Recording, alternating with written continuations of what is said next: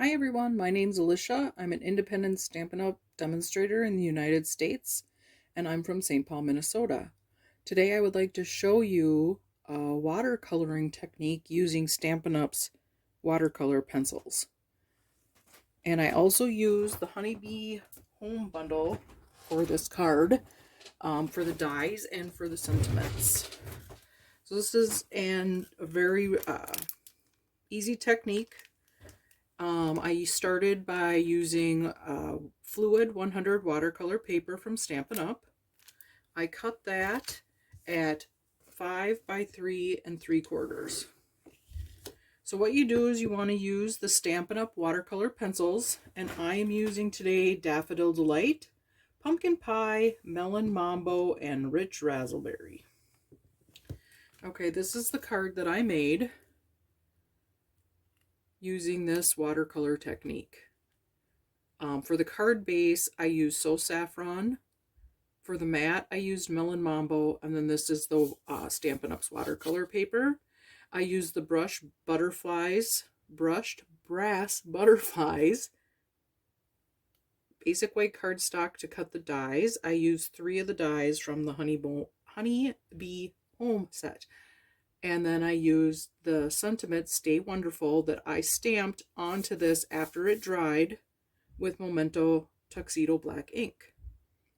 So let's get started. So first what you want to do is you want to start just coloring your paper with the Daffodil Delight watercolor colored pencils. And it's really easy. You just, put on some color, scribble. Next I'm going to use the pumpkin pie. I'm just going to do the same thing. You just want to go wherever you want your design to be for your card.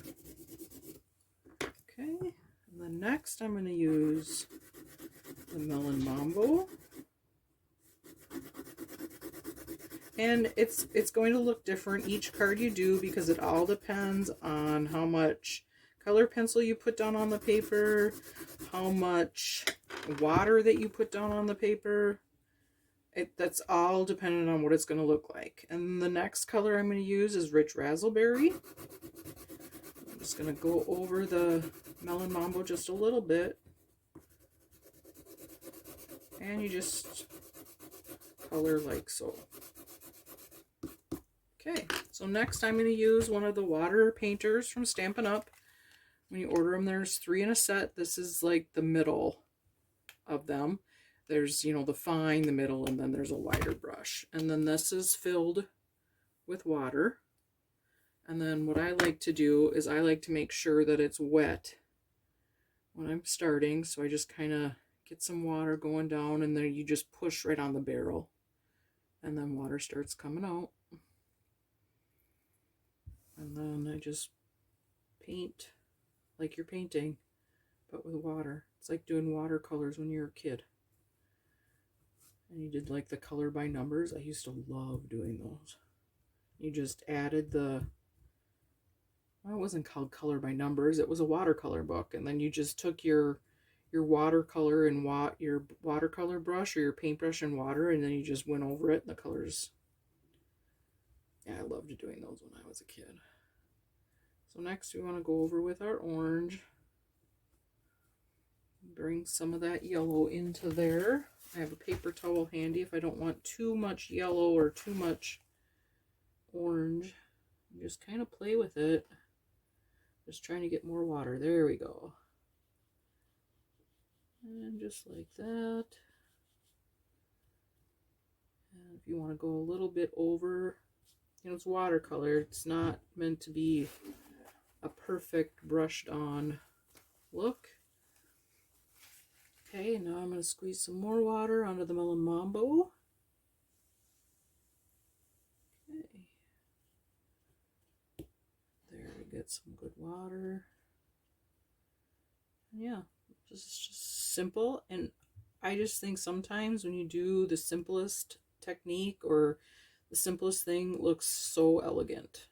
I think this would be great to do like make a sunrise for a set, a card a sunrise for a card design or a sunset. Anything like with a lake and a reflection would be so pretty with this. These are just so nice. Yep, there we get some more water. It all depends on how much water that you get out, you know, that you want. How you want your colors to look, lighter or darker, depends on how much water you use. There you go. I'm just gonna spread out just a little bit. I kind of like the little dots of color, kind of like little speckles. And then I would like a little bit more here. I don't know if you can see.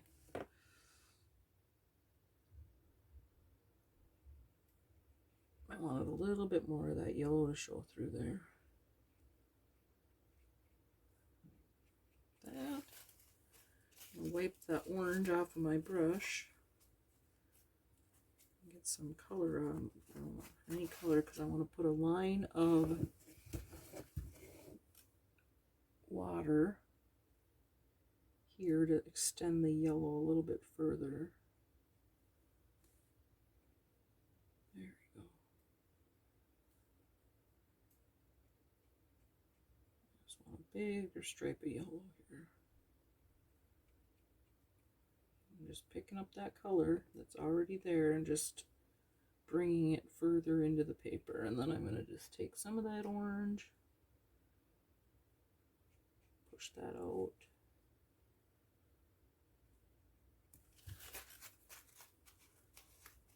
And there you go. Here is a mat for your card using the watercolor technique with Stampin' Up! Colored pencils. And then you have your card with your dies that you cut out, your stamp.